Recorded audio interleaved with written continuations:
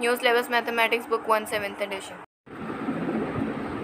अस्सलाम वालेकुम स्टूडेंट, आज हमारा क्वेश्चन नंबर 7 है। पिछली वीडियो में हमने क्वेश्चन नंबर 6 किया था, तो आज हम क्वेश्चन नंबर 7 स्टार्ट करेंगे। Hushiyar needs to pack 171 pens, 63 pencils and 27 razors into the identical gift bags so that each item is equally distributed among the gift bags. Find the largest number of gift bags that can be packed. And second में हमें मालूम करना है the number of each item in a gift bag. देखिए, सबसे पहले हमें मालूम करना है लार्जेस्ट नंबर, जो कि मैं आपको समझा चुकी हूँ कि HCF जो होता है उससे ही हमें लार्जेस्ट नंबर मालूम करना होता है।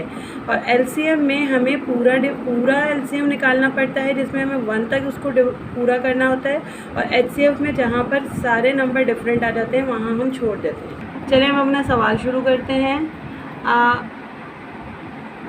सबसे पहले ये जो हमारा एक पैटर्न होता है ये बनाया, और हम इसमें अपने डिजिट्स लिखेंगे। 171 पेन से हमारे पास 63 पेंसिल्स थी एंड 27 रेजर्स थे। अब देखिए, ये 27, 3 और इसके भी लास्ट में 1 आ रहा है, तो ये 2 के टेबल से तो नहीं जाएगा, इसको हम 3 के टेबल से स्टार्ट करते हैं। 3 5 ज़ा 15 और 3 7 ज़ा 21, 3 2 ज़ा 6, 3 1 ज़ा 3, 3 9 ज़ा 27।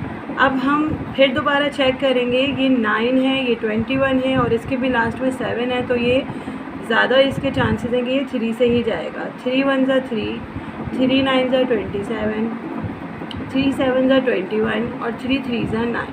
अब देखिए, ये जब तीनों नंबर ऐसे आ जाते हैं जो कि सिर्फ अपने अपने टेबल में जाते हैं, तो यहाँ पर हम अपने सवाल को एंड कर देंगे, क्योंकि यहाँ HCF के लिए हमें नीचे पूरा कंप्लीट करने की ज़रूरत नहीं होती। HCF में जहाँ पर ऐसे टेबल्स आ जाएं जो सिर्फ अपने अपने टेबल से जाते हैं, तो वहाँ हम सवाल को स्टॉप कर देंगे। अब जब इसके मेन फैक्टर्स, प्राइम फैक्टर्स हमने निकाले, तो हमारे पास 2 ही प्राइम फैक्टर्स हैं इसके, तो ये हमारा आंसर हो जाएगा 3 3 ज़ा 9। ये हमारा सबसे बड़ा लार्जेस्ट नंबर है जो कि गिफ्ट बैग्स में था। तो जहाँ तक हमारा लार्जेस्ट नंबर आया वहीं हमने सवाल स्टॉप कर दिया और ये हमारा निकल जाता है 3 3 ज़ा 9। मैं बार बार समझाती हूँ कि जो लार्जेस्ट नंबर होता है उसका पैटर्न हम HCF यानी कि हाईएस्ट कॉमन फैक्टर के जैसे निकालते हैं, और जहाँ पर हमारा स्मॉलेस्ट नंबर आता है वो हम LCM के थ्रू निकालते हैं। लेकिन यहाँ पर हमसे लार्जेस्ट नंबर मांग रहे हैं, तो लार्जेस्ट नंबर में हम इसको वहीं स्टॉप कर देंगे जहाँ सवाल में ऐसे डिजिट्स आ जाएँ जो कि सिर्फ अपने अपने टेबल से जा रहे हैं। तो ये आ गया हमारे पास लार्जेस्ट नंबर 3 3 ज़ा 9। अब सेकंड क्वेश्चन में हमसे उन्होंने मांगा हुआ है the number of each item in a gift bag. अब कितने कितने आइटम्स जो थे जो गिफ्ट बैग्स में बच गए थे, तो वो हमारे पास बच गए थे 19, 7 और 3। तो इसका आंसर सिर्फ इतना होगा कि 19, 7 और 3 ये जो थे, ये गिफ्ट आइटम जो थे इतने आइटम्स उसमें गिफ्ट बैग्स में थे। कॉमन जो तीनों, तो 19 उसके अंदर अब पेन्स हैं और 7 पेंसिल्स हैं और 3 रेजर्स हैं। ये दूसरे सवाल का आंसर होगा। अब अगला सवाल की तरफ चलते हैं। हमारा अगला सवाल है question number 8।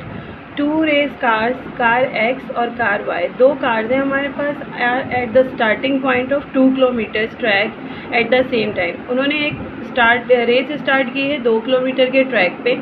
Car X and car Y make one lap every 60 seconds and every 80 seconds respectively। अब उनका जो फर्स्ट लैप आ रहा है वो या तो 60 सेकेंड्स पे या 80 सेकेंड्स पे आ रहा है।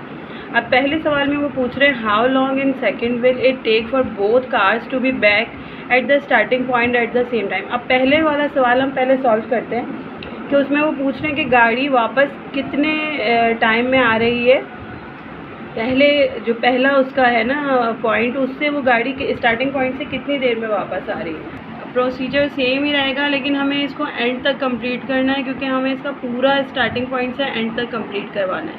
2 3 ज़ा 6, 0 का 0, 2 4 ज़ा 8, 0 का 0, 2 1 ज़ा 2, 2 5 ज़ा 10, 2 2 ज़ा 4, 0, 2 10 ज़ा 20, 2 5 ज़ा 10। अब दोनों 3 दफ़ा हमने 2 से कर लिया। अब हमारे पास 2 का कोई टेबल नहीं है, तो हम 3 से स्टार्ट करेंगे। 3 5 ज़ा 15। अब ये दोनों 5 के टेबल में आते हैं, तो इनको 5 से मल्टीप्लाई कर देंगे। 5 1 ज़ा 5, 5 1 ज़ा 5। अब इसके जितने भी प्राइम फैक्टर्स थे वो हम यहाँ लिखेंगे 2 multiply by 2 multiply by 2 multiply by 3 multiply by 5 1 2 3 4 2 के 4 फैक्टर्स हैं 3 मल्टीप्लाई बाई 5 और अगर मैं इन सबको आपस में मल्टीप्लाई कर दूँ 2 2 4 4 2 8 8 2 16 16 3 48 और 48 5 240 तो हमें पता चल जाएगा कि 240 सेकेंड्स जो हो गए वो कार लेगी। तो इसका आंसर होगा it will take 240 seconds for both cars to be at the back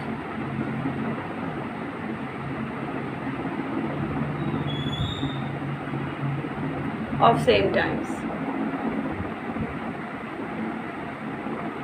अब ये तो हमारे पास आ गए फर्स्ट क्वेश्चन के पॉइंट्स के वो कितना टाइम लेगी। अब सेकंड में वो हमसे पूछ रहे हैं how long in minutes will it take for the faster cars to be 5 laps ahead the slower car. अब स्लो कार की तो हमें पता चल गई, अब हमें फास्टर कार का पता करना है कि वो कितना करेगी। अब इसके हैं 5 laps, क्वेश्चन में आप देख भी सकते हैं इसके हैं 5 laps। तो इसको सिंपल हमें 240 सेकेंड्स तो पता ही है कि उसके थे, इसको हम 5 laps से मल्टीप्लाई कर देंगे तो इसका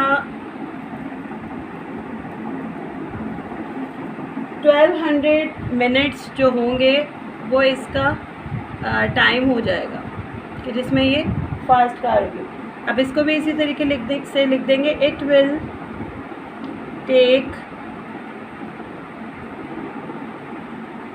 अब 1200 सेकेंड्स को 1200 सेकेंड्स आएंगे।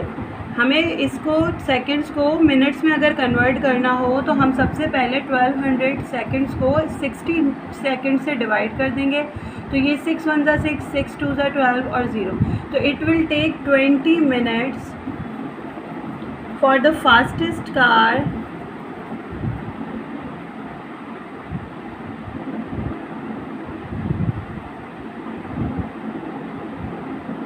to be at 5 laps ahead for the slowest car।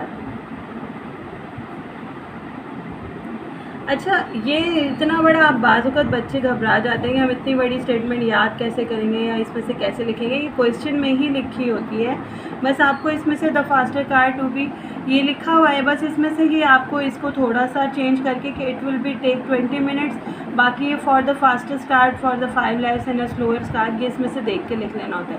ये थोड़ा सा मुझसे यहाँ पे हो गया या समझाने में, तो मैं सिर्फ इतना बताना चाहिए कि हमने पहले सेकेंड्स ही निकाले थे, फिर सेकंड्स को हमने मिनट्स में कन्वर्ट करने के लिए उसको 60 से डिवाइड किया तो हमें मिनट्स पता चल गया कि 20 मिनट्स लेगी गाड़ी, क्योंकि ये फास्टेस्ट थी उसके 5 laps थे तो ये 20 मिनट्स लेगी कंप्लीट करने के लिए अपना चक्कर पूरा।